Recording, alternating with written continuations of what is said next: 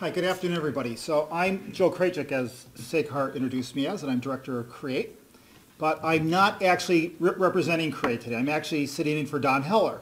One of the things you'll notice that I'm not a dean, and so you're going to notice that my presentation is going to be very different than Jim's, because I don't come from a dean's perspective. I come from a faculty position. But I am trying to represent the College of Education.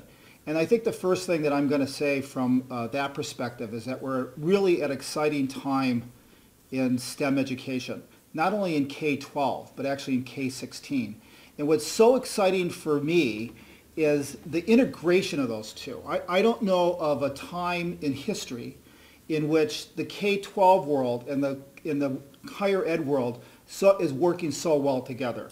And some of the initiatives that are happening here on campus at the higher ed level to change our undergraduate education really mesh well with what is happening in the K-12 level and actually build off of them. And what I'd like to do, because of this integration that's happening both in math and in science education, I just want to mention a couple of the projects. Now, I'm not going to mention everybody's project, and so there's always this sense of when you don't mention everybody's project, I left you out. So please don't think that. I only have 4 minutes. If I had 40 minutes, then I could talk about everybody. But I can't talk about everybody, so I'm just going to actually just highlight a couple that I think are really exciting. And I have to also mention, I think some of this coming together actually stems from very thoughtful work that's happened nationally, both in the Common Core in mathematics and also in the next generation of science standards in the framework for K-12 education. I think that's making this all very possible. So actually the first project I want to mention is this work in math education 1825. I think most of you know that this is a remedial course, and there's a lot of kids in it. 8,000 students. That's like 10% of the student body within Michigan State for the freshman class. And of course, those children, those kids coming in, freshmen coming in, if they don't have appropriate math skills, simply can't go on either in science or in most areas in STEM. And so there's been some work done by Kristen Bieta in the College of Education and Pavel Skakalski over the last 4 years to try to really change 1825.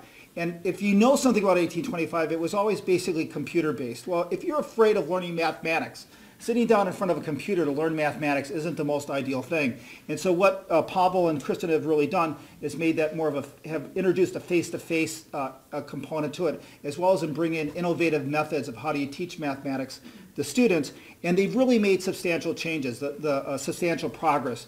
In fact, the data shows that kids that are in these special sections actually do superior in 1825 and in subsequent mathematics classes. So I think that's really good news, showing some real significant results.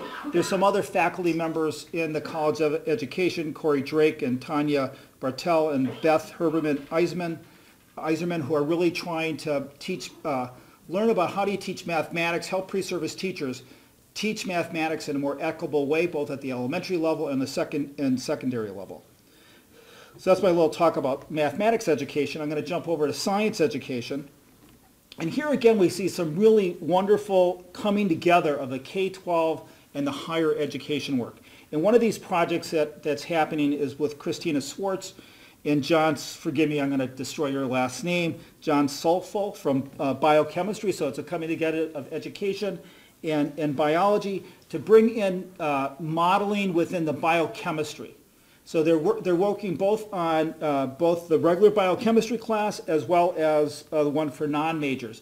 And that's really a significant change. So how do you get kids in these college classes to actually engage in modeling? And this is actually one of the ways in which we're trying to push forward some of our changes in some of our other undergraduate classes in sciences, science and chemistry and biology, is to get them involved in doing scientific practices like what John and Christina are doing.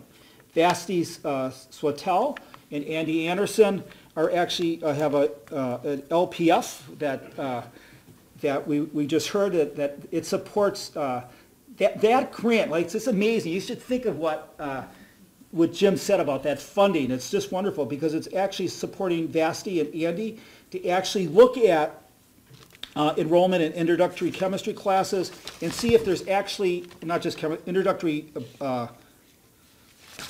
undergraduate science classes and see if there's connections made between the various courses in biology, physics, and chemistry related to the ideas that kids are learning as well as practices.